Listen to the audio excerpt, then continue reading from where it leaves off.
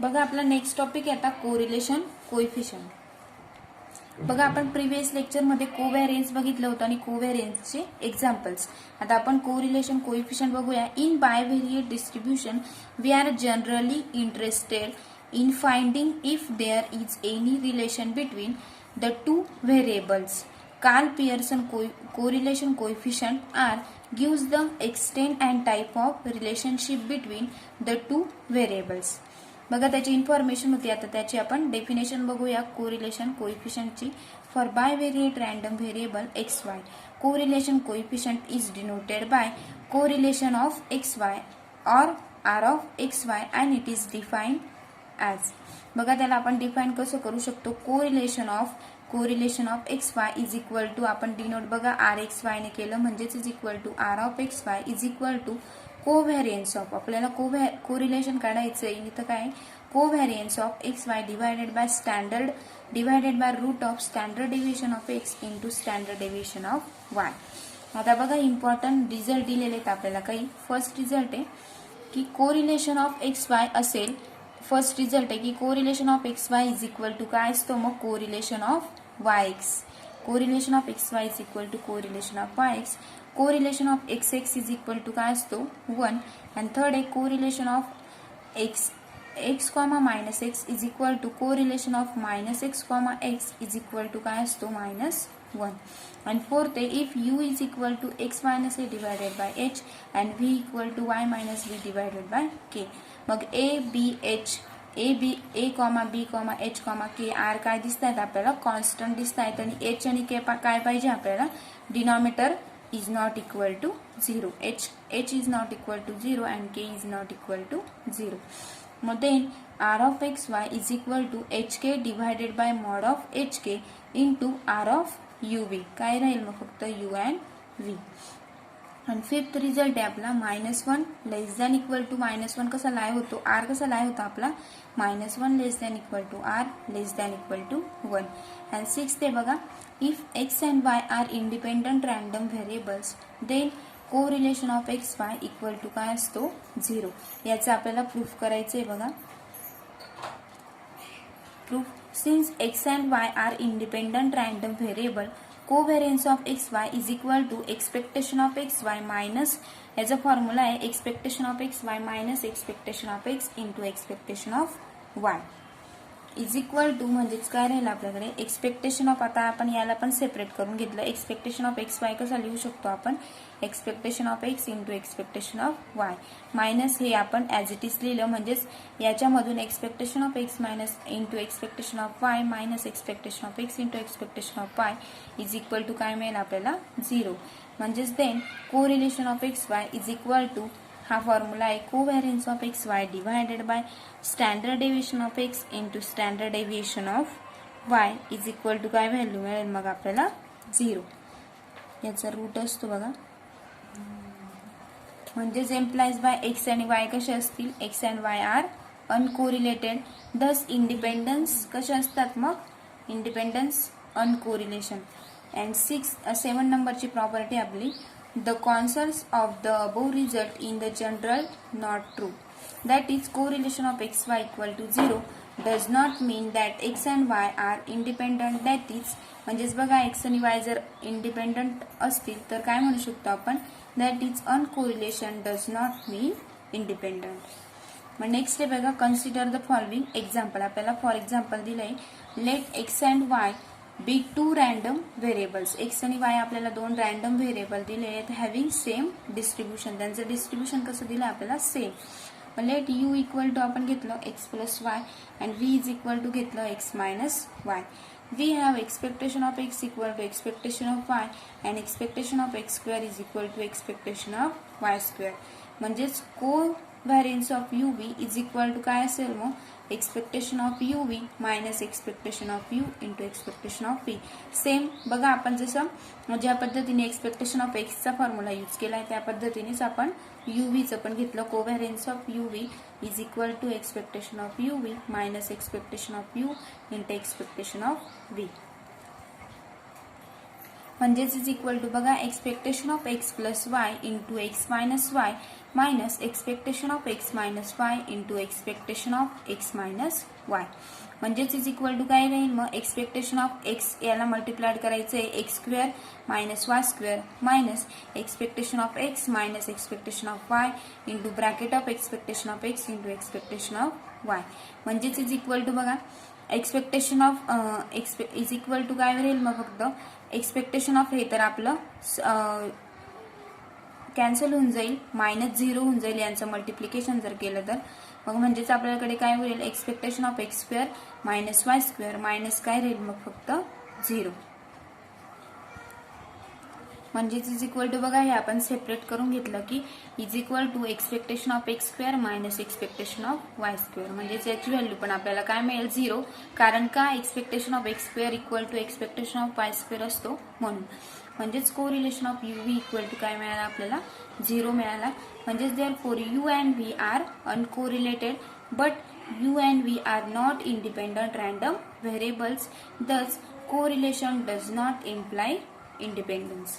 बघा आता हे आपण कोरिलेशन डेफिनेशन बघितली आणि त्याचे रिझल्ट प्रूफ केले. जे आपल्याला रिझल्टचं प्रूफ दिलेलं होतं ते बाकीचे आपल्याला फक्त त्याचं स्टेटमेंट दिलेलं होतं. आता आपण एक्झाम्पल बघूया. बघा आपला एक्झाम्पल आहे the joint probability distribution of x and Y is given below. बघा आपल्याला एक्स आणि वायचे व्हॅल्यू दिलेल्या आहेत एक्सचं 0 1 and Y is equal to 0 1 and 2. बघा आपल्याला हे किती दिलेले आहेत एक्स आणि वायचे व्हॅल्यू एकूण 6 दिलेले आहेत 1 2 3 4 5 अँड 6. आपल्याला फर्स्ट फाइंड करायचं आहे the distribution of x plus Y and verify that expectation of x plus Y is equal to expectation of x plus expectation of Y. And second find करायचं आहे covariance of twice X divided by 3 plus 5 5y minus 7.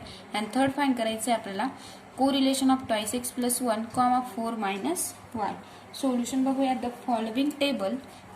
बघा आपल्याला याचे value हे काढण्यासाठी आपल्याला आधी table काढावं लागेल. The following table gives values of एक्सची व्हॅल्यू वायची value X plus Y find करायचं आहे आपल्याला आणि काय करायचं आहे probability of x plus Y. बघा मग आपल्याला ह्या व्हॅल्यू 6 दिलेल्या आहेत म्हणून आपल्याला काय करावं लागेल 6 रोज घ्यावे लागतील. म्हणजे बघा एक्सची व्हॅल्यू फाइंड करायची नेक्स्ट आपल्याला वायची व्हॅल्यू फाइंड करायची next x plus Y and probability of x plus Y. Next बघा आपल्याला 6 दिलेले असल्यामुळे 0 एक्सची व्हॅल्यू 0 दिलेली आहे आणि 1 दिलेली म्हणून 3 टाइम्स 0 घेतले आणि 3 टाइम्स काय घेतले आपण 1 घेतले. 3 टाइम्स 0 अँड 3 टाइम्स 1.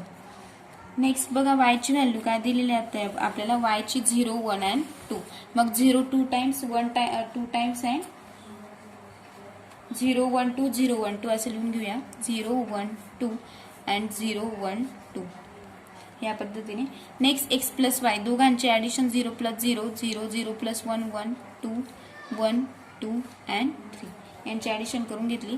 नेक्स्ट आपल्याला आता probability of x plus y काढायचं आहे.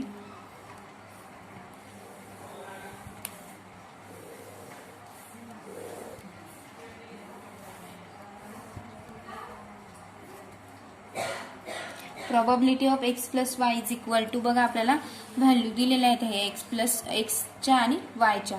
मग ते आपण 0.10 त्या पूर्ण आपण 6 टेबलचे लिहून घेतले 0.10 0.30 0.05 0.20 0.25 अँड 0.10 ह्या पद्धतीने ह्या व्हॅल्यू लिहून घेतल्या. Next the distribution of x plus Y is as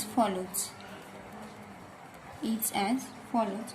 बघा एक्स प्लस वाय आपल्याला काय पाहिजे मग x plus Y and probability of x plus Y हे दोघं पाहिजेत. बघा मग आता आपल्याला दिलेलं आहे एक्स प्लस वायच्या व्हॅल्यू आणि एक्स प्लस हे आपल्याला डबल झालेले आहे. 0च्या व्हॅल्यू 1 टाइम्स ए 1 2 टाइम्स ए 2 टाइम्स ए ह्या पद्धतीने फक्त आपल्याला काय करायचं आहे त्यांची ऍडिशन करायची. आता बघा 0 1 टाइम आहे म्हणून आपण ऍज इट इज लिहू. आता 1 आपल्याला 1 2 टाइम्स दिसतोय, इकडे पण 1 आहे, इकडे पण 1 आहे, मग 0.30 आणि 0.20 आपल्याला ऍडिशन करायची त्यांची, म्हणजेच ती काय येईल मग probability of x plus Y. म्हणजेच बघा आपण x प्लस वाय मध्ये व्हॅल्यू घेऊया. x प्लस वाय मध्ये 0 1 2 and 3 आणि काय पाहिजे तर आपल्याला टोटल, या पद्धतीने. नेक्स्ट बघा मग 0 मध्ये काय दिसतंय फक्त 0.10. नेक्स्ट 1 किती दिसतंय आपल्याला 0.30 ला पण 1 आहे आणि 0.20 ला पण, मग 0.30 plus 0.20 is equal to 0.50. Next आपल्याला 2 पण 2 टाइम्स दिसतोय 0.25 plus 0.05 is equal to 0.30 and 3 1 times आहे 0.10. यांची बघा ऍडिशन किती मिळते 50 plus 30 is equal to 80 plus 10 90 and 100 म्हणजेच 1.00 काय मिळाले त्यांची टोटल. बघा आपण प्रत्येक वेळेस बघतो की टोटल किती यायला पाहिजे आपली 1, म्हणजेच करेक्ट आहे आपलं आन्सर. नेक्स्ट आपल्याला फर्स्ट फाइंड करायचं expectation of x plus y, याच्या आपल्याला व्हॅल्यू काढायचे आहेत. आता नेक्स्ट आहे बघा expected value of x plus Y is, बघा मग expectation of x plus Y is equal to summation of x येईल and summation of y into x plus y into काय येईल मग probability of x plus Y. बघा आत्ताच आपण x plus वायचे आणि probability of x plus वायची value काढलेली आहे, त्यांचं दोघांचं काय करायचं आपल्याला फक्त मल्टिप्लिकेशन त्या दोघं टेबलचं, म्हणजेच इज इक्वल टू बघा 0 होतं 0 into expectation of x plus Y किती आलेला होता आपल्याला 0.10 प्लस 1 ची व्हॅल्यू घेतली होती 1 into expectation of x plus Y 1 असताना किती आला होता 0.50 plus 2 into expectation of x Y किती आला होता 0.30 plus 3 into expectation of x plus Y 0.10 म्हणजेच इज इक्वल टू बघा यांची जर आपण ऍडिशन केली 0 प्लस यांचे तर व्हॅल्यू 0च मिळेल, हे 0.50 प्लस 32 जा 0.60 प्लस 10 3 जा 0.30 म्हणजेच इज इक्वल टू यांची ऍडिशन किती मिळेल आपल्याला 6 प्लस 5 110 110 प्लस 30 140 म्हणजेच 1.40 हे काय मिळालं आपल्याला expectation of x plus Y. Next आता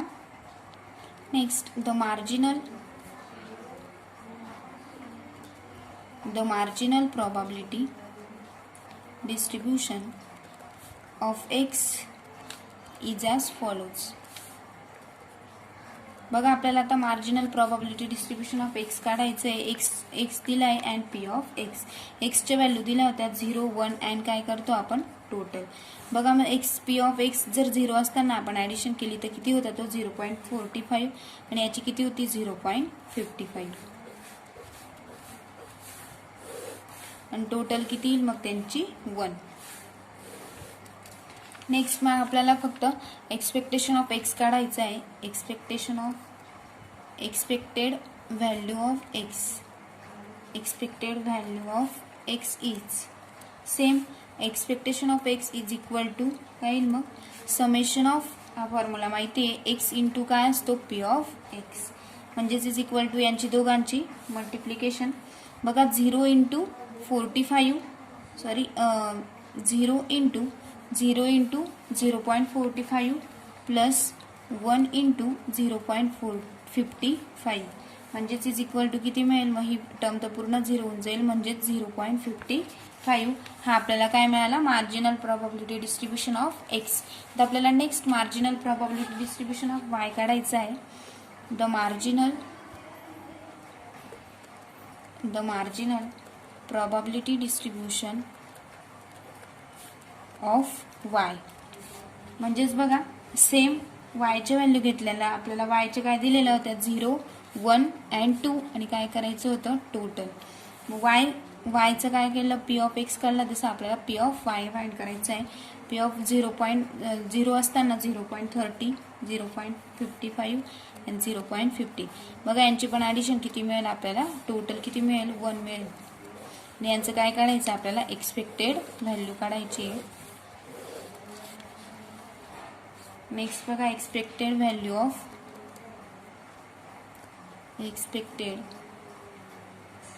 ऑफ y इज, म्हणजेच बघा expectation of y is equal to summation of y into p of y, म्हणजेच इज इक्वल टू यांचं दोघांचं multiplication 0 into 0.30 plus 1 into 0.55 plus 2 into 0.15, म्हणजेच is equal to बघा 0 ही तर 0 होऊन जाईल प्लस 0.55 प्लस 15 2 जा 30 म्हणजे 0.30, म्हणजेच is equal to expectation of y किती मिळाला आपल्याला 0.85.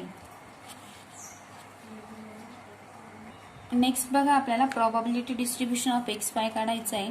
Probability distribution of x Y, बघा एक्स वायचे value 0 1 and 2 and probability of x Y. आता आपण एक्स प्लस वाय वगैरे काढला, आता काय करायचं आहे एक्स वाय. मग x Y probability of x Y, आता त्यांचं मल्टिप्लिकेशन जर केलं असेल तर 0.65, 0 मल्टिप्लिकेशन केलं तर 0.65, 1 1 जर केलं तर 0.25, 2 जर केलं तर 0.10. ह्या पद्धतीने बघा 2 नाहीच आहे एक्सच्या व्हॅल्यूमध्ये, फक्त 0 अँड 1 आहे, म्हणून आपल्याला काय येईल मग तेच फक्त 0.10 येईल. या पद्धतीने आपण प्रोबॅबिलिटी ऑफ एक्स वाय आणि काय करायचं आहे टोटल किती मिळेल मग बघा त्यांची 0.65, 0.90 अँड 90 प्लस 100 म्हणजेच 1. नेक्स्ट बघा म्हणजेच expectation of x Y is equal to summation of x into summation of y into x y into काय मिळेल मग probability of x y, same यांचं दोघांचं मल्टिप्लिकेशन, म्हणजेच इज इक्वल टू ही तर आपली step 0 into 0.65 plus 1 into 0.25 plus 2 into 0.10, म्हणजेच इज इक्वल टू ही स्टेप 0 प्लस 0.25 प्लस 2 10 जा म्हणजे 0.20, म्हणजेच इज इक्वल टू किती मिळेल आपल्याला 0.45. हा आपला काय मिळाला expectation of x Y. Next आपल्याला thus expectation of x plus काय काढायचं एक्सपेक्टेशन ऑफ वाय, म्हणजेच is equal to expectation of X किती आला होता 0.55 प्लस एक्सपेक्टेशन ऑफ वाय किती मिळाला आपल्याला 0.85, आताच आपण फाइंड केला. मग इज इक्वल टू यांचे दोघांचे मग covariance of twice x plus 5 हे आपल्याला क्वेश्चन मध्ये दिलं आहे डिवायडेड बाय 3 5y मायनस 7. आता हे आपल्याला क्वेश्चन मध्ये दिलेलं आहे ते आपल्याला फाइंड करायचं आहे बघा.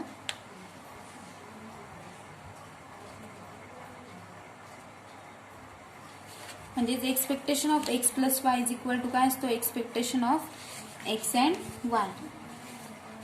आणि नेक्स्ट आपल्याला आता बघा म्हणजेच हे आपल्याला सेकंड फाइंड करायचं आहे. फर्स्ट आपलं यांची पण ऍडिशन किती मिळेल आपल्याला 1.40, म्हणजेच बघा expectation of x plus y पण आपला तोच मिळाला होता is equal to expectation of x plus y, expectation of x Y is equal to काय मिळाला मग expectation of x plus expectation of y, म्हणजे सेपरेट करून सुद्धा आपल्याला काय मिळाली वेच व्हॅल्यू मिळाली, म्हणजेच ते काय असतात इक्वल.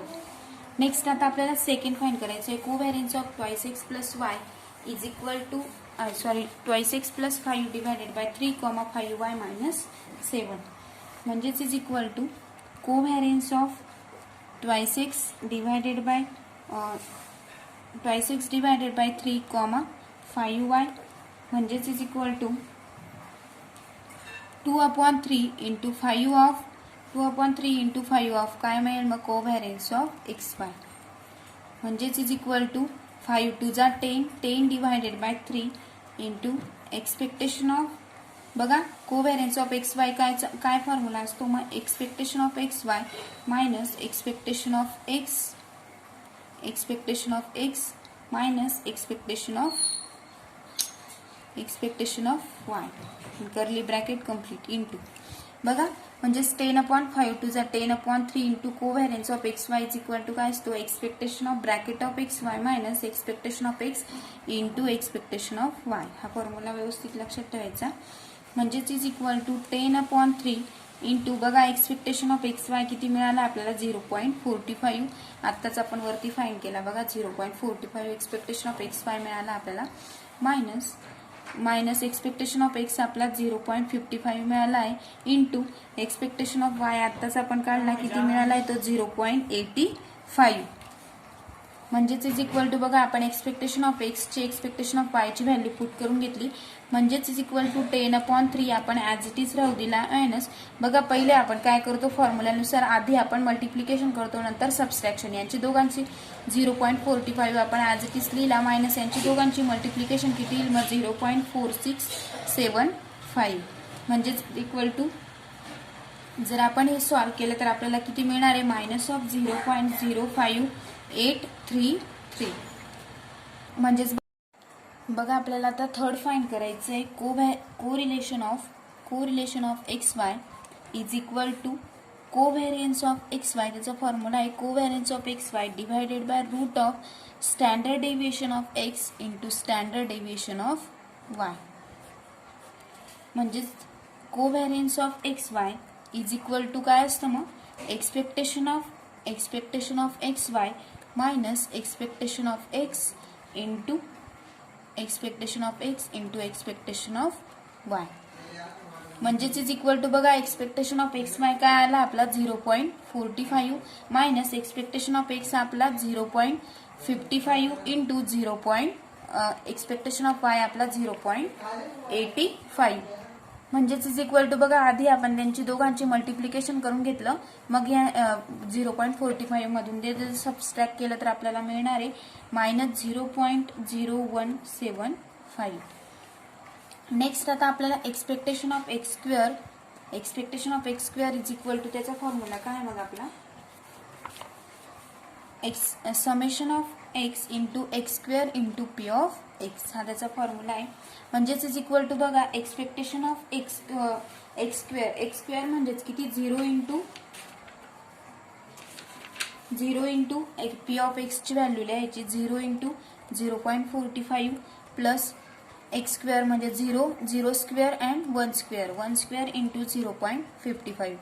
त्यांचं बघा ही तर व्हॅल्यू आपली 0च होऊन जाईल. यांची व्हॅल्यू काय मिळेल मग 1 स्क्वेअर 1च असतो म्हणजेच किती मिळेल 0.55 हा आपला काय मिळाला एक्सपेक्टेशन ऑफ एक्स स्क्वेअर.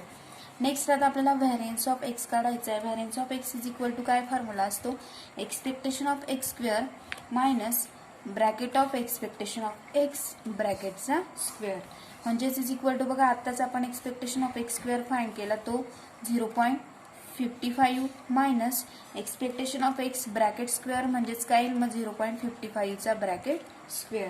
म्हणजेच इज इक्वल टू बघा याचा स्क्वेअर याच्यामधून जर हा स्क्वेअर मधून जर हे सबस्ट्रॅक्ट केलं तर आपल्याला काय व्हॅल्यू मिळेल मग 0.2475 हा आपला व्हॅरियन्स ऑफ एक्स मिळाला आपल्याला. नेक्स्ट आपल्याला काय काढायचं आहे standard deviation of X is equal to root of variance of X. म्हणजेच is equal to root of variance of X आपण व्हॅरियन्स ऑफ एक्स काढायचंय त्याचं फक्त स्क्वेअर रूट जर काढलं तर आपल्याला व्हॅल्यू मिळेल 0.497493. नेक्स्ट आपल्याला एक्सपेक्टेशन ऑफ वाय स्क्वेअर काढायचंय बघा expectation of Y square is equal to summation of Y square into काय मिळेल मग पी ऑफ वाय. सेम म्हणजेच इज इक्वल टू वायच्या व्हॅल्यू आपल्याला 0, 1 अँड 2 दिलेल्या होत्या म्हणजे 0 इंटू पी ऑफ वाय म्हणजे 0.30 प्लस 1 म्हणजे 0 square 1 square into 0.55 P of Y ची व्हॅल्यू प्लस 2 स्क्वेअर इंटू 0.15 म्हणजेच इज इक्वल टू यांचं जर मल्टिप्लिकेशन केलं ही पूर्ण व्हॅल्यू 0 मिळेल. यांचं मल्टिप्लिकेशन प्लस यांचं मल्टिप्लिकेशन जर केलं तर आपल्याला काय मिळेल 1.15. नेक्स्ट आपल्याला व्हॅरियन्स ऑफ वाय फाइंड करायचं आहे. Variance of X variance of Y variance of X expectation of x square and expectation of Y square. म्हणजेच is equal to expectation of Y square minus bracket of expectation of Y ब्रॅकेटचा square. म्हणजेच बघा expectation of Y square किती मिळाला आता आपल्याला 1.15 minus त्याचा काय येईल मग एक्सपेक्टेशन ऑफ वाय स्क्वेअर काय मिळाला होता 0.85 चा काय स्क्वेअर. म्हणजेच इज इक्वल टू बघा स्क्वेअर करून जर हे सबस्ट्रॅक्ट केलं तर काय मिळेल मग आपल्याला 0.4275. म्हणजेच इज इक्वल टू बघा आपल्याला आता standard deviation of Y is equal to काय असतो, square root of variance of y असतो. म्हणजेच इज इक्वल टू 0.6538. जर त्याचा आपण स्क्वेअर रूट काढला तर 0.638. म्हणजेच देअरफॉर आपण या पूर्ण इक्वेशन वरून म्हणू शकतो की correlation of x Y is equal to काय मिळेल, मग सर्वांचं जर हे केलं तर काय मिळेल 0. म्हणजेच बघा ही आपल्याला कोरिलेशन ऑफ एक्स वाय मिळाला. नेक्स्ट आपल्याला फोर्थ फाइंड करायचं होतं correlation of twice x plus 1 comma 4 minus y. म्हणजेच इज इक्वल टू आपल्याला मिळेल is equal to correlation of काय मिळेल मग ट्वाइस एक्स मायनस वाय. म्हणजेच is equal to correlation of x Y is equal to बघा याची व्हॅल्यू काय मिळाली मग 0.05380. बघा म्हणजे हेच आपल्याला प्रूफ करायचं होतं, आपल्याला फोर्थ प्रूफ करायचे होते. या पद्धतीने आपण 1 बाय 1 प्रूफ केले.